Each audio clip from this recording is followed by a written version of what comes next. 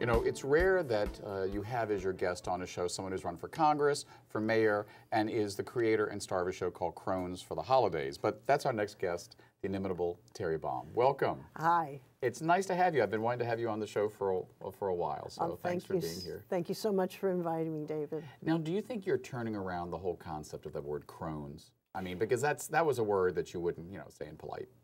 Well, yeah, that's what we're trying to do. And let me say, I am the co-star. Co-star. There are two Crones. I have a crony, Carolyn Myers. R. And we are equal contributors to the crime, as it were. Got it. So yeah, we're owning it. It's been a word that's been used against women, and it still is pretty low status to be an old woman. So we're saying, yes, we're old women, we're wise women, we're rowdy women, and we are embracing our cronehood. Right. So you're an out-of-the-closet crone. Yeah, I am. I mean, what can I say? I'm half of a couple of crackpot crones. Yeah. And when did this idea come to you? The whole idea of being a crone. Well, actually, it's very interesting. Carolyn and I, our friendship and working together goes back 40 years. And we finally took a vacation together in 2008, ended up at a feminist guest house with a hostess who was an old lesbian activist. We said, we have to perform for her. This is in the mountains of northern New Mexico in the winter. In Ojo Caliente, New Mexico, Hot Eye, New Mexico. And we just put together a show because we wanted to honor our hostess, who was this incredible activist, Sonia Johnson. And we loved doing it so much, and people loved it so much that we said, this is what we want to do for the rest of our lives. And we just said, this is it.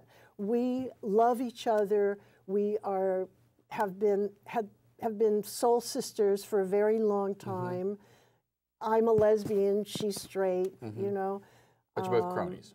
We're crones, and we're cronies with each other, too. Do you think that the LGBT community, I'll just say it, the gay community, is completely still wedded to its everything young is beautiful and everything older than 30 is not? I think our whole society is, and our gay community is no part different. Of that. I think so. Yeah. Yes. I think so. So it's a hard thing to. We were just at the New York International Fringe Festival performing, and one of the wonderful experiences there was being seen as honored elders by the younger performers, most of whom were not gay, but who just saw us trudging along, doing our thing in our 60s as people who had really, really, learned something and had something to offer them. And that was a wonderful feeling. I feel that we've lost that category, really, of wise elder in our society. Well, and China does many things wrong, but it does one thing that I've always thought was really wonderful, and that it has an honor for the elders, even whether it's in business or culture or religion.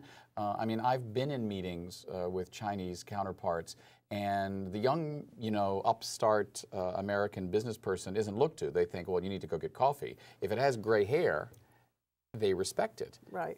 Are we as a culture going to finally begin to respect our elders? Well, I don't know. The crackpot crones we're doing our best to turn everything around. Yeah. And the thing is that we do sketch comedy and improvisation. So we're taking suggestions from the audience at some point. Well, that's a tightrope. And it's a fun tightrope, that's for sure.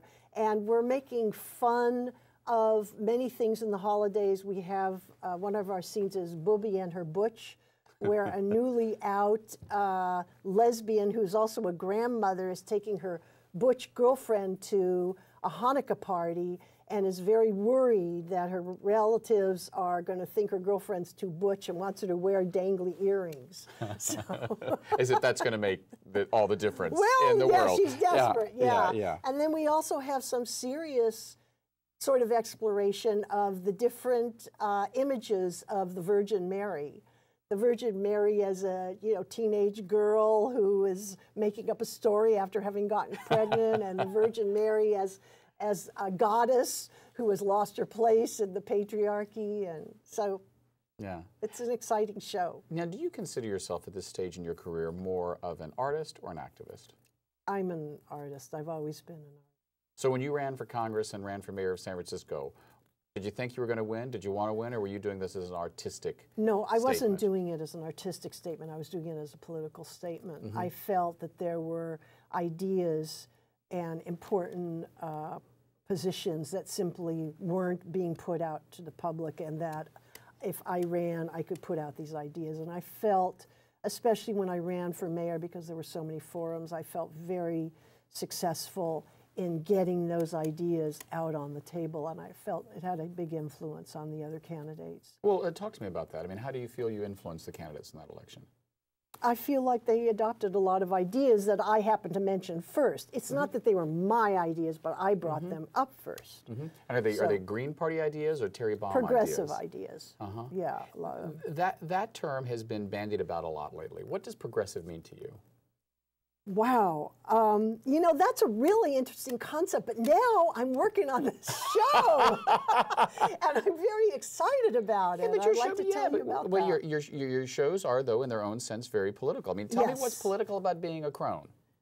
Well, being a woman out there declaring that you, as an old woman, are entitled to part of the public space, and that people should listen to you, is already a very feminist political statement. And we call ourselves pioneer funny feminists.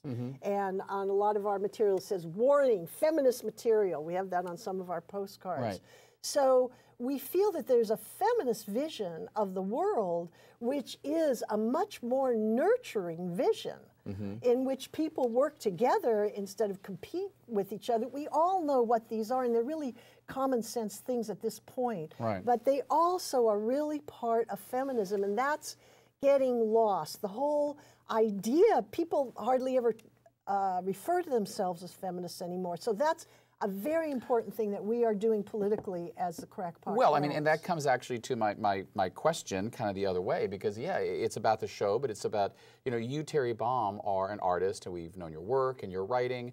And my question about the definitions of progressive, feminism, artist, advocate, it all changes, because I agree with you. You don't hear someone saying so much anymore, I'm a feminist. Right.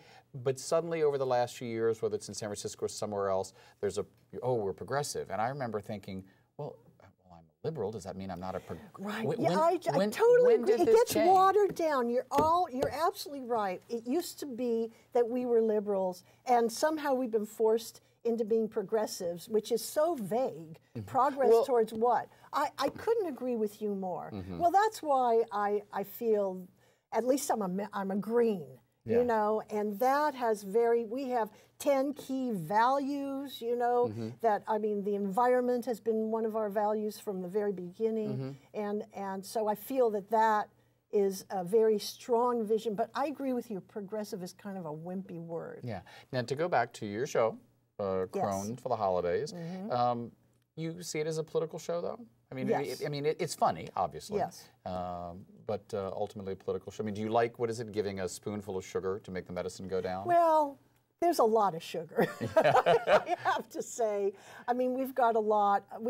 Booby and, well, like that scene that I was telling you about is a very funny scene. I mean, the butch offers to convert to Judaism rather than wear the earrings. Yeah. But it also, it's also real that the position of butches in the world has always been a very threatened one. So often the comedy and the political commentary are really part of the same scene. The improvisations are usually just plain old fun. Right. We have, we do one, it's called, we have the audience write down sentences, and so we have a place and characters, and we start this conflict, and then at a certain point we just choose a piece of paper, and you say, go for it. Well, the problem with you is, you can't make lasagna worth a damn, you know, and then you have to build that into the scene. So that's just very fun. Is it harder writing for yourself or for another actor? That's an interesting question. There's a voice of myself that I have developed. And perhaps I am more comfortable in that voice. That is the most developed character I have.